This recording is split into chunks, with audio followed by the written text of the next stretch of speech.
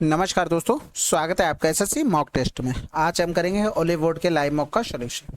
चलिए स्टार्ट करते हैं बिना टाइम वेस्ट किए हुए। और पेपर आपका बहुत पास लगा हुआ, बिल्कुल भी टाइम वेस्ट नहीं करना है, ठीक है। कह रहा था which of the following fractions is greater than 13/20।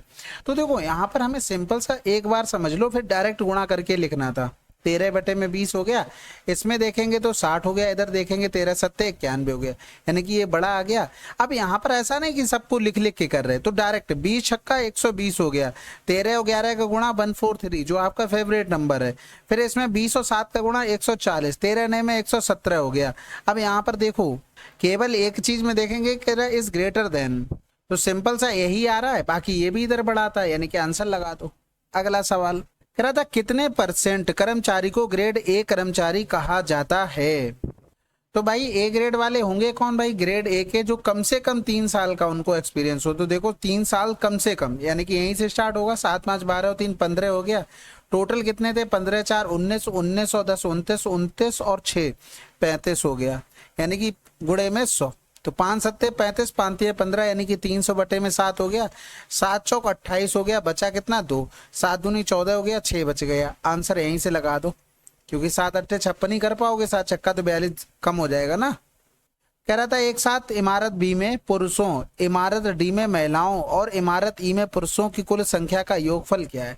तो सबसे पहले बी में पहुंचते हैं, 650, ठीक है। मेल टू फीमेल रेशियो दिया गया था, यानी कि टोटल अगर देखते तो 7 6 13 का मान दिया गया था।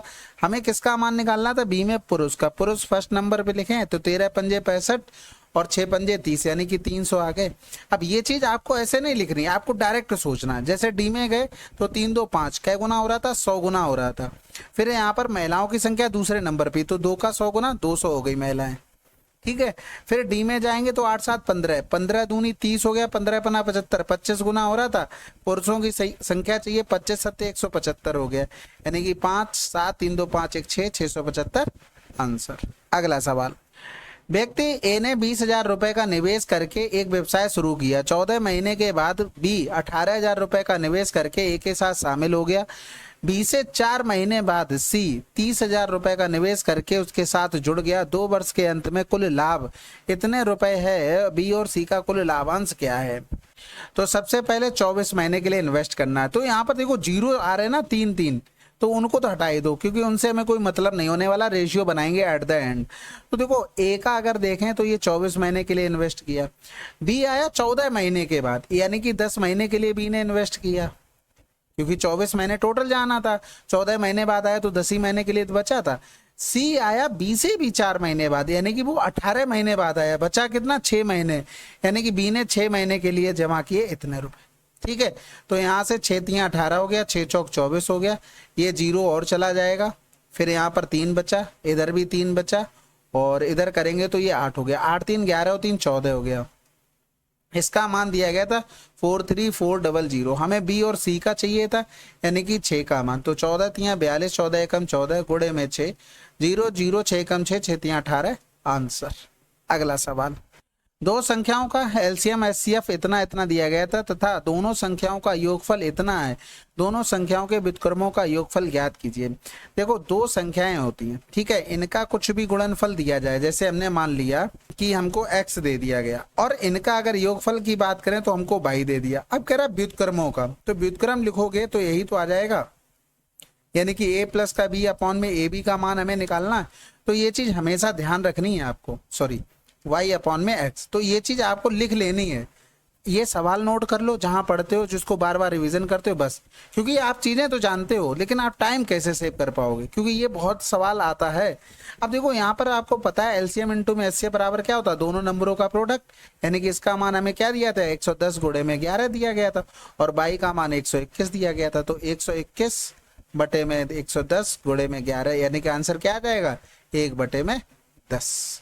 याद कर लो तो ठीक है, वैसे भी निकालने में टाइम नहीं लगता, बस ऑब्जर्वेशन आपको रखनी है।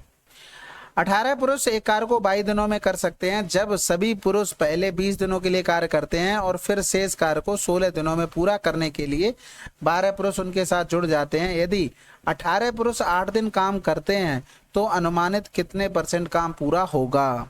तो देखो हमने क्या किया, पुरुष की इफिशियंसी एक मान लेते हैं, कह रहा था सभी पुरुष यानी कि 48 पुरुष एक की इफिशियंसी से 20 दिनों तक काम किया। फिर इस शेष कार्य को 16 दिनों में पूरा करने के लिए 12 पुरुष उनके साथ जुड़ जाते हैं। यानी कि पुरुष कितने हो गए, 60 हो गए। 48 पहले थे, 12 बाद में आ गए। एक की इफिशियंसी से 16 दिन काम किया, यानी कि ये टोटल वर्क हो गया।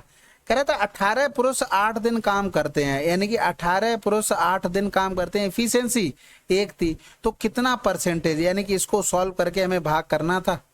ठीक है, तो भाई क्या करते हैं, यहाँ पे 16 कॉमन ले लो, 16 ले लो, 20 भी ले लेते हैं। 16 गुणे में 20, तो 20 चला गया, 16 3 48 बचा, 20 3 60 3 बचा, यानी कि 3 3 6, यानी कि यहाँ पर रख दो 16 गुणे में 20 गुणे में 6, और यहाँ पर 100% परसेंटेज बनाने के लिए तो 6 तियाँ 18 हो गया, 8 दूनी 16 हो गया, 20 पंजे 100 हो गया, 5 तियाँ 15 हो गया, बटे में 2, यानी कि 7.5% आंसर। अगला सवाल, कौन सा समानुपाती सही है? सिंपल से भाई रख के देख लो, 23 बटे में a बराबर में 2 बटे में b, ये बन सकता है? कभी नहीं बन सकता। इसी तरीके से 23 बटे में a बराबर में b बटे में 2, ये बन सकता है? बन सकता है। इसको अगर चेक करेंगे, a बटे में 23, b बटे में 2, खत्म हो गया, b बटे में 23, a बटे में 2, खत्म हो गया। ठीक है, अगला सवाल, एक त्रिभुज के अंतर्गत एक वृत्त की त्रिज्या कितनी है जहां त्रिभुज के भुजाओं का मान इतना इतना दिया गया था। देखो त्रिभुज के अंतर्गत यानी कि r बराबर में डेल्टा अपॉन में क्या हो गया, s हो गया। s क्या होता है, सेमी पेरीमीटर, यानी कि 5 5 10 और 6 16 हो गया, यानी कि s बराबर में 16 का आधा 8 हो गया। अब यहाँ पर ये क्या दिया गया था, ये दिया गया था आइसोसेलेस ट्रायंगल, यानी कि ये 5 है, ये 5 है, तो ये 6 परपेंडिकुलर डाल देंगे तो ये बराबर भागों में बट जाता है, यानी कि 3, ये कितना आ गया 4। तो त्रिभुज का एरिया क्या होगा, 1 बटे में 2, 6 गुणे में 4, यानी कि 2 तियाँ 6, 4 तियाँ 12 हो गया, क्योंकि डेल्टा का मतलब होता है एरिया। तो 12 बटे में 8 कर देंगे, यानी कि 8 एकम 8, 8 पन्ना 40 आंसर। अगला सवाल, अमित ने 19% की छूट पर एक नई मेज खरीदी। यदि अमित को कोई छूट नहीं मिली होती तो अमित को अतिरिक्त इतना भुगतान करना पड़ता। अमित ने मेज के लिए कितना भुगतान किया? देखो 19% की छूट मिली है तो कितना दिया होगा, 81 रुपए, यानी कि छूट कितने की मिली, 19, इसी का मान दिया गया, क्योंकि अगर छूट नहीं मिलती तो 19 एक्स्ट्रा पे करना पड़ता। तो 32 पॉइंट वगैरह कुछ लिखने की जरूरत नहीं है, क्योंकि हमें उसकी जरूरत नहीं है। अमित ने इसके लिए भुगतान कितने किया, 81 का किया, तो 19 से भाग करते चलो डायरेक्ट। तो इधर करेंगे, देखो 19 से भाग करके ही लिख रहे हैं, 19 से एकम 19 बचा 13, 19 सत्ते 133 हो गया, बचा कितना 6, फिर 19 तियाँ 57, 19 दूनी 38 गुणे में 81 हो गया। अब यहाँ पर 9 में 81 कर लो, या 80 प्लस का 1 कर लो, या फिर डायरेक्ट गुणा कर लो, क्योंकि हमें देखो पॉइंट इसमें 3 के बाद लगा था, तो पॉइंट तो हमें लगाना ही पड़ेगा। तो 2 डेसिमल तक लिखा था, यानी कि हम यहाँ तक कहीं पहुंच जाए तो हमारा आंसर आ जाएगा। तो देखो डायरेक्ट 1 का 2 में गुणा किया तो हो गया, फिर 8 तियाँ 24 हो गया, सॉरी 1 का एक्स्ट्रा में आ जाएगा, 1 का 3 में किया 3, 8 दूनी 16, 3 19 हो गया, यहाँ से लगा 1। अब 1 आगे पहुंचेगा तो 7 में हो गया, 8 का आया 8 तियाँ 24, 24 में 7 जोड़ दिया 31, 31 और 1 कितना हो गया 32, बस 2 9 2 मिल गया, खत्म हो गया। ठीक है, क्योंकि इससे कम तो लिख ही नहीं सकते हो, बढ़ा के भले ही लिखो, तो इस हिसाब से आंसर लगा दिया। अगला सवाल, केंद्र पर 50 डिग्री का कोण अंतरित करने वाले एक लघु त्रिज्यखंड का क्षेत्रफल इतना, तो वृत्त के शेष भाग का क्षेत्रफल क्या होगा? सिंपल है, 50 डिग्री के लिए 9.5 है, पूरा 360 डिग्री पर कोण था, लेकिन 50 वाला हमें थोड़ी ना चाहिए, हमें चाहिए 331, यानी कि 310 वाला, तो ये आंसर आ जाएगा। तो ये 19 बना 95, 19 से कम 19 हो गया, 19 57 और 1 58, 589 लिखा, कहीं पॉइंट से मतलब नहीं जब तक ऑप्शन चाहे ना। अगला सवाल, एक प्यूमा स्टोर ने एक ऑफर की घोषणा की कि यदि कोई 4 टी शर्ट खरीदता है तो 5वीं टी शर्ट केवल 50 रुपए की रियायती कीमत पर बेची जाती है। निशु ने ऑफर लिया और इतने रुपए में 24 टी शर्ट देकर दुकान से चला गया। एक टी शर्ट का अंकित मूल्य, देखो बहुत आसान है, 4 पर 1 मुफ्त दी, वो कितनी लेके आया था 25, यानी कि टोटल उसको 25 कह रहा हूँ, टोटल 5 मिली होंगी हमारे हिसाब से।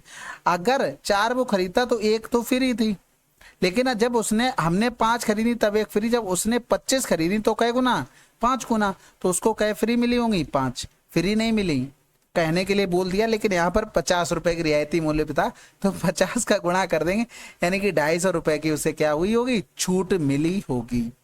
तो अगर हम यहाँ पर देखें 25 4 2 2 4 2 5 0, हम उससे कह दे रहे हैं कि भैया तुम 5 कम ले आओ, यानी कि वो 20 हो गया, तो उससे 5 अगर कम करवा रहे हैं तो भाई 5 फ्री में मिल रही, फ्री का मतलब 250 कम में मिल रहा, तो वो 250 इसमें से हम कम कर दे रहे, यानी कि 0 0 0 4 और 2 हो गया, यानी कि ये क्या बन गया, ये अब मार्क प्राइस बन गया। तो 1 का निकालेंगे तो 0, 2 एकम 2, 2 दूनी 4, यानी कि 1200 आंसर।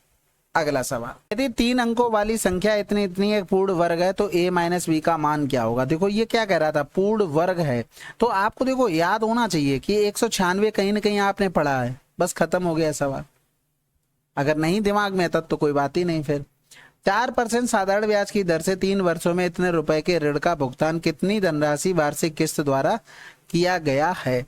देखो सिंपल सी बात, हमने आपको फार्मूला बताया था, अगर याद रखोगे तो जल्दी हो जाएगा, नहीं तो टाइम लगता है थोड़ी चीजें, क्योंकि फार्मूले में हमें कुछ भी याद नहीं रखना होता। जो अमाउंट पे किया जाना इंटू में 100, 100 इंटू में टी प्लस का टी इंटू में आर, टी माइनस का हो गया 2 और अपॉन में हो गया टी माइनस का 1 हो जाएगा, ठीक है, अपॉन में हो गया 2 बस।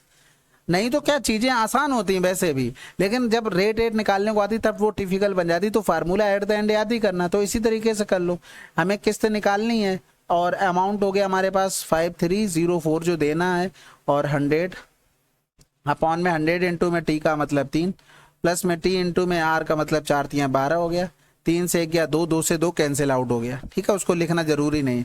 तो ये बन गया 312 हमारे पास, और ऊपर हो गया 530400। अब इसमें देखो 2 से 2 में किसका गुणा करें, 4 मिल जाएगा, तो ये तो हो नहीं सकता, ये भी नहीं हो सकता, 2 ही हो सकते, 2 सत्ते 14 और 2 छक्के 12, ये भी नहीं हो सकता, केवल हमें एक ही मिला 17। अगर डाउट हुआ करे तुरंत गुणा कर लो, 17 दूनी 34, 17 एकम 17 3 20 हो गया, 17 3 51 और 2 53 हो गया, आंसर लगा दो। अपनी तरफ से मेहनत नहीं करनी, ऑप्शन दिए हैं तब। त्रिभुज के कोणों का अनुपात इतना है तो त्रिभुज हो सकता है, बताओ। सिंपल तो दिख रहा, 5 3 8 2 10, यानी कि 18 पंजे 90, राइट एंगल ट्रायंगल हो सकता, खत्म हो गया।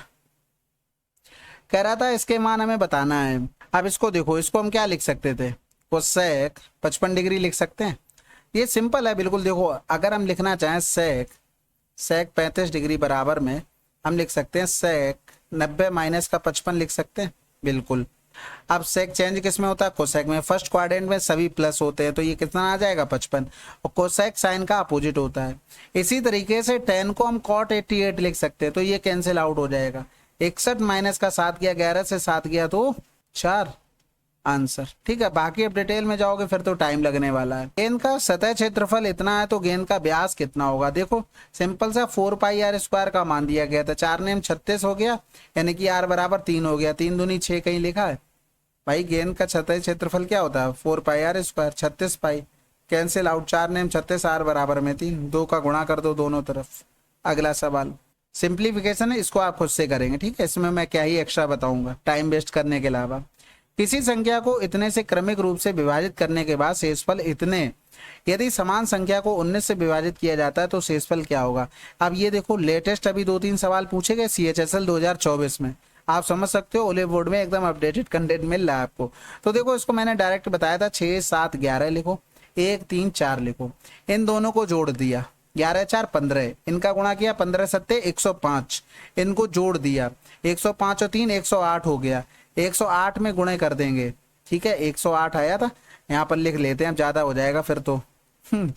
6 48 हो गया, 6 कम 6 हो गया, प्लस का 1 करेंगे यानी कि 649 हो गया। बटे में हमें क्या करना, 19 से करना है, तो 19 3 57 हो गया, 7 बचा, 19 चौक 76 हो गया, यानी कि रिमाइंडर कितना आ जाएगा 3, ठीक है। तो इस तरीके से डायरेक्ट आपको रखना, क्या करना है, जैसे नंबर लिखा ABC और इधर लिखा रिमाइंडर DEF, इन दोनों को जोड़ दो, फिर इसका करेंगे गुणा, जोड़ने के बाद फिर गुणा करने के बाद फिर जोड़ दो, फिर जोड़ने के बाद फिर करेंगे गुणा, फिर लास्ट में इनको जोड़ देंगे तो वो नंबर निकल कर आ जाएगा।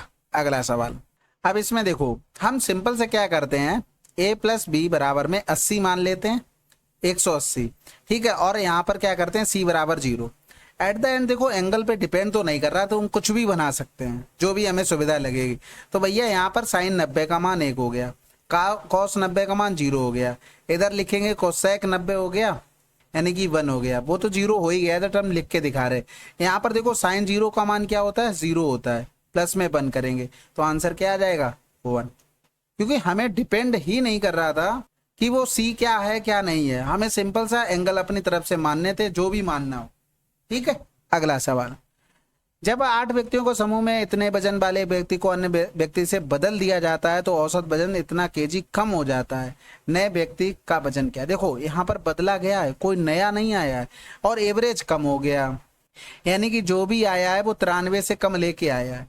अब 7 केजी कम हुआ कितने लोगों में? 8 लोगों में, इतना ही वो कम लेके आया। तो 13 से 6 गया तो 7 बच गया, इधर 8 से 5 गया 3, यानी कि 37। अगला सवाल, रिंक नाम कैसा है भाई कि वर्तमान आयु उसके पिता की वर्तमान आयु का 1/4 भाग है। रिंक के पिता वर्तमान आयु 8 वर्ष बाद महक की आयु का 3 गुना है। महक ने 3 वर्ष पहले अपना 9वां जन्मदिन बनाया था। रिंक की वर्तमान आयु क्या है? भाई 3 वर्ष पहले नमा बनाया था, यानी कि प्रेजेंट में क्या हो गई? महक के 12 साल होगी। ठीक है, अब यहाँ पर देखते चलो, रिंग के पिता की वर्तमान आयु 8 वर्ष बाद महक की आयु की 3 गुना है, यानी कि 8 वर्ष बाद, यानी कि 8 जोड़ेंगे तो 20, 20 या 60 हो गई, यानी कि रिंग की पापा की क्या आ गई? 60, क्योंकि 3 गुना बोल रहा था। फिर कह रहा था रिंग की वर्तमान आयु पिता की वर्तमान आयु का 1/4 है, तो 15 चौकू 60 हो गया, तो आंसर तो आ तो गया। अगला सवाल, एक घोल में 75% दूध और शेष पानी है। दूध और पानी का अनुपात इतने के रूप में प्राप्त करने के लिए घोल का कितना भाग निकालकर उसे समान मात्रा पानी से प्रतिस्थापित किया जाना चाहिए? देखो 75% दूध था, 25 तिया 75, 25 चौकू 100, यानी कि 1 पानी रहा होगा। ठीक है, मिल्क और वाटर 3 और 1, इधर 3 और 4। भाई वो ये कह रहा था कि इतना घोल प्राप्त करने के लिए घोल का कितना भाग निकालकर उसे मात्रा में पानी से प्रतिस्थापित। देखो यहाँ पर घोल किसी भी रेशियो में है, इसमें से मिक्सचर अगर निकाल लें जो बचेगा वो सेम रेशियो में ही बचेगा, इसलिए यहाँ पर कोई फर्क नहीं पड़ने वाला। तो मिल्क का तो चेंजमेंट कुछ हुआ नहीं भाई, सेम रहा। कितना मिलाया गया भाई? 3 मिलाया गया, टोटल क्वांटिटी 7। खत्म हो गया सवाल। ठीक है, अगला सवाल। अब इसको देखो भाई, याद यहाँ पर एक चीज देखो, अगर ये वाला टर्म देखा जाए, ये वाला टर्म, ये देखो x प्लस का x बराबर में 3 प्लस का 1/x नहीं लिखा है, यही लिखा है। अब अगर देख पा रहे हो, क्योंकि देखो यहाँ पर ये 3 में प्लस हुआ, फिर यहाँ पर 3 में प्लस हुआ, फिर यहाँ पे 3 में प्लस हुआ, सेम चीज चल रही है, यानी कि ये बन जाएगा इस तरीके से। तो ये क्या हो गया? x माइनस का 1/x बराबर में 3 हो गया। बस खत्म हो गया सवाल। 3 त्रिका 9 दिया 27 हो गया, प्लस में 3 त्रिका 9 हो गया, यानी कि 36 आंसर हो गया। ये तो पता है ना, अगर इसका मान दिया हो इसका निकालना हो तो 1 की पावर 3 प्लस का 3 ये हो जाएगा। अब ये भी नहीं पता फिर बात ही अलग है। अगला सवाल, रेलवे प्लेटफॉर्म पे खड़े किसी लड़के ने देखा कि एक ट्रेन को इतने मीटर लंबे प्लेटफॉर्म को पूरी तरह से पार करने में 42 सेकंड लगते हैं, उसे पार करने में 18 सेकंड लगते हैं, ट्रेन की चाल क्या होगी? भाई एक चीज बताओ कि 18 सेकंड में जो लड़के को पार कर रहा है वो अपनी डिस्टेंस पार कर रहा होगा। लड़का इधर उधर जा तो रहा नहीं, तो इसलिए उसकी स्पीड से तो कोई मतलब नहीं है। दूसरी कंडीशन में वो 42 सेकंड में ट्रेन खुद की लंबाई और 110 मीटर लंबे प्लेटफॉर्म को पार कर रहा होगा। दोनों को डिफरेंस कर देना, 12 से 8 गया 4, 3 से 1 गया 2, यानी कि 24 सेकंड में वो 110 मीटर की डिस्टेंस कवर कर रहा है, क्योंकि हमने घटा दिया भाई। बस खत्म हो गया सवाल। यानी कि ये सब किस पर काम हो रहा है? ट्रेन की स्पीड पे। तो स्पीड क्या हो जाएगी? 110/24 किलोमीटर प्रति घंटा में चाहिए तो 18/5 करना पड़ेगा। 6 तिया 18, 6 चौक 24 हो गया, और इधर 5 चौकू 20 हो गया। 20 पंजे 100 कर लेंगे, क्योंकि देखो 20 गुणे में 5 कर लेंगे, 5 ऊपर, कैलकुलेशन आसान। 5 दिया 15, 15 कम 15, यानी कि 16 हो गया, और 0.1 के बाद आ जाएगा, आंसर आ गया। ठीक है, अगला सवाल, वर्ग की भुजा इतनी बढ़ गई है, क्षेत्रफल बिल्कुल आसान है क्योंकि ए स्क्वायर होता है तो 2 बार जोड़ना पड़ेगा। 15 दूनी 30 हो गया, 15 15 225 होता है, यानी कि 32.25 आंसर। अब कैलकुलेशन आप लिख के कर रहे हो, थोड़ा सा टाइम बचाओ इसको भी। ठीक है, अगला सवाल करते हैं। चलिए फिर, ये तो समाप्त हो गया। मुझे तो लगा मतलब टाइम पता नहीं लगा रिकॉर्ड करने में वीडियो। बाकी आप लोग बताइएगा सोल्यूशन कैसा लगा, और आई होप आपकी पढ़ाई बहुत अच्छी चल रही होगी, क्योंकि आपका पेपर 9 तारीख से है, तो जब भी शिफ्ट होगा, लेकिन हाँ आपका मतलब अगस्त में सब कुछ कंप्लीट हो जाना चाहिए। फिर आप धीरे धीरे करके जो टॉपिक आपको लगते हैं ज़्यादा पूछे जा रहे हैं उन पर रिविज़न करना है। इसके बाद क्या अवस्था, जैसे ही पेपर होगा तो आपने कुछ चीज़ें सेट बना के रखी होंगी। देखो एनालिसिस तो करना ही पड़ेगा। कुछ चीज़ें आपने नोट डाउन कर रखी होंगी जो बहुत ज़्यादा पूछी गई हैं, तो आपको उनको फ्रिक्वेंटली रिवीजन करना है। उसमें आप क्या करेंगे, स्टेप्स कटिंग करने ले जाएंगे, टाइम बहुत बचा लेंगे अगर सेम चीज़ आ गई तो। ठीक है, जैसे जीएस का भी जहाँ तक भी है, जो मेरे कांटेक्ट में, वो भी सब बताते हैं कि फोक डांस वगैरह पूछे गए, घराना हो गया, सेंसस हो गया, और 5 किंगडम हो गया, केमिस्ट्री में तो बता रहे हैं कि ज़्यादातर तो यही पूछ रहे हैं कि कब किसने खोज की, क्या किया क्या नहीं किया। ठीक है, वो चलो कोई नहीं, लेकिन जो ज़्यादातर पूछे गए उन पे तो आपकी कमांड होनी चाहिए। और बाकी अच्छे से पढ़ते रहो। देखो मेहनत आपने जितनी करनी थी कर ली, रिवीजन जितना करना है वो आपके हाथ में अब रह गया है, तो रिवीजन ज़्यादा से ज़्यादा करना है। ठीक है, चलो फिर मिलते हैं अगले वीडियो में, तब तक के लिए जय हिंद जय भारत।